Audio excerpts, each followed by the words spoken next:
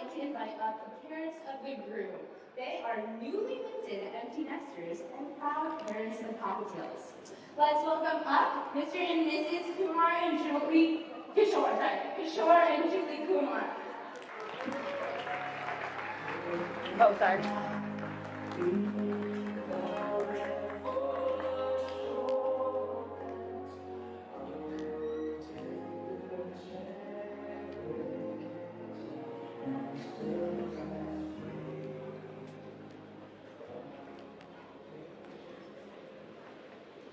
So you heard a lot of things, but as a mom, I would like to add few more words.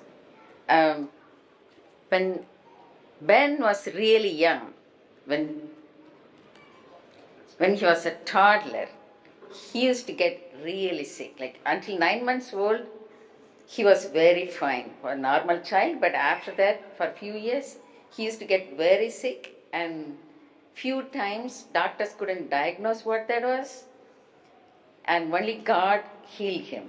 The only door open was to pray to God. So God was the only one who took care of him. And at that time, I still remember telling God that, you gave him to me, so I don't have any control over him. You have the control. So whatever is best for him, you can do to him. So I gave the control to God.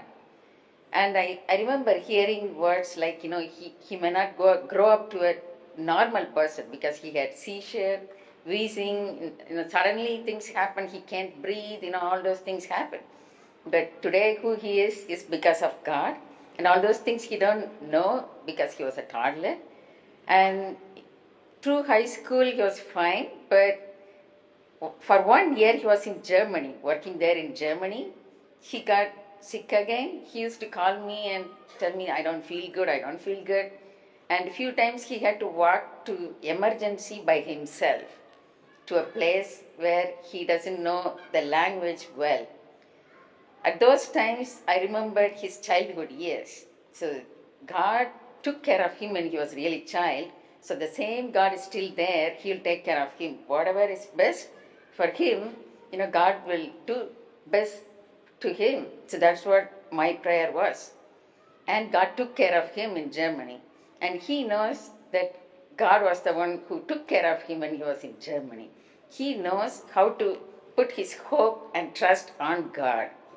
And when I met Grace, the top thing stood out to me is that we had a lot of God conversations, and I know for sure that she knows how to put her hope and trust on God. So I hope and pray and encourage both of you to grow in that, grow in trusting God and depending on God.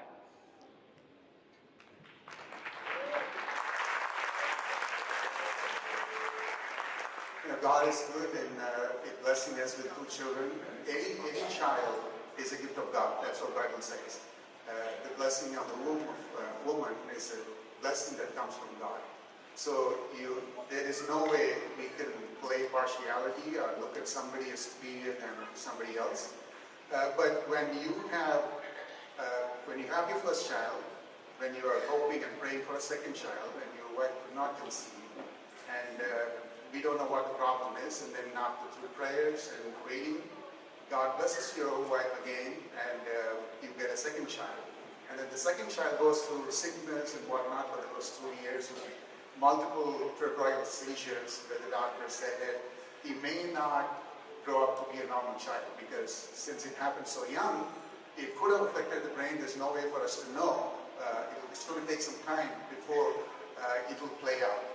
So when you stack one on top of the other, you see the goodness and faithfulness of God.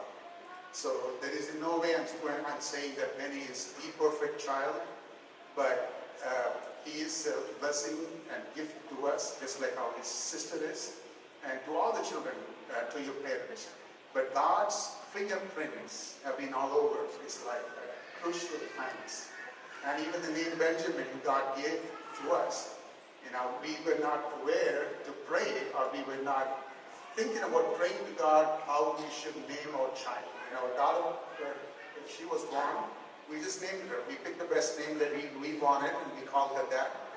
And somehow through the journey of the sickness and ups and downs, that was around the time we started praying to God, Lord, how would you call him? What would you want us to call him as? And God miraculously gave us this name, Benjamin. So that is how, that's the name that God has given us, that we should call him. As a parent, when I watch him grow, there are a few character traits that I have observed in Benjamin. It is not totally different from what some of his friends mentioned. The one is that he is very tender-hearted, very compassionate, very kind. I remember when he was 4 years or so, we were doing family prayer every day. One of the nights when we were doing family prayer, he prayed. I don't remember exactly if every day all of us prayed, or I remember this particular day. When he prayed, he said, Lord, please help Satan to be good. So the problem was, what exactly, we were painting a really bad picture about Satan. He's evil, he's bad, this and that. So he started interceding for Satan.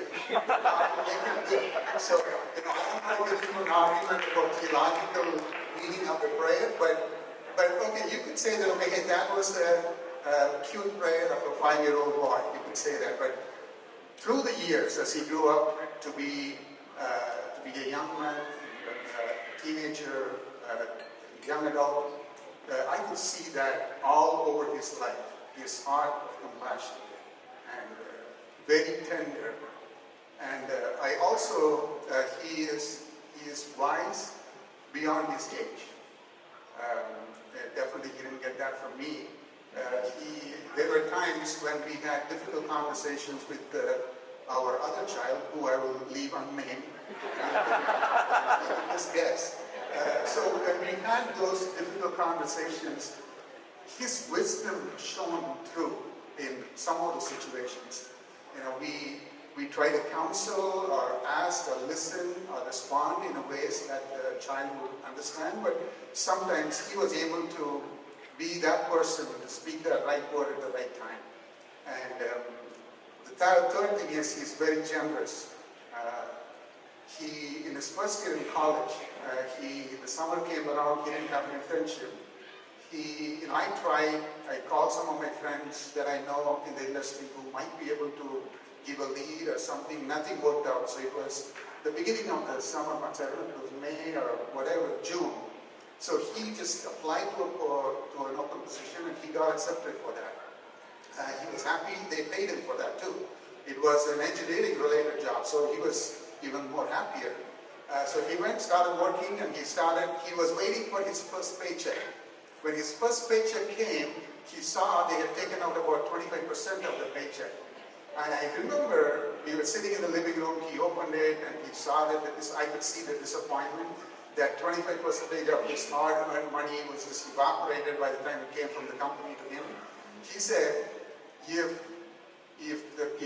I don't remember verbatim what he said, but this is what he said. If we are giving 25% to the government, should we not give more to God? Then he started giving 25% of his income from that day. So he is very generous with what God blesses him with, and Vinny, I hope you will be able to continue with your commitment. I'm not naming something, but I'm saying whatever God gives you, you should continue to live out. So God has a grace. We have observed you from a little distance for several years, even though we knew you from you were about 2.5 years old.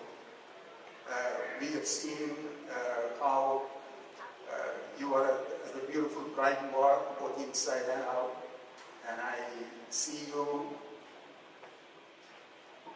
with a great heart. You love everybody. You care for everyone. And you are very sincere. And of course, you are type A. That's not a bad thing. That is a complementing skill to Ben. And so God has blessed you, and we are so delighted that God has chosen you to be our newest daughter, that you are walking into our home. And the one thing that I would say, both of you, Graham and Grace, is that this is a day, it's a great day. We will remember for years and years to come. We will watch the videos and look at the pictures, and you'll be delighted and thrilled. Thank God for His faithfulness. But this is just the beginning of your run, your race, as a couple together to fulfill what God has called you to do. I want you to not just begin well, run well, and finish well. And we, Julie and I, will be cheering you on. And every now and then we will be reminding you gently. It is never to pick on you, never to find fault with you, but knowing that all of us need reminders. So we will cheer you on, pray for you every day, we will support you. God bless you. Woo!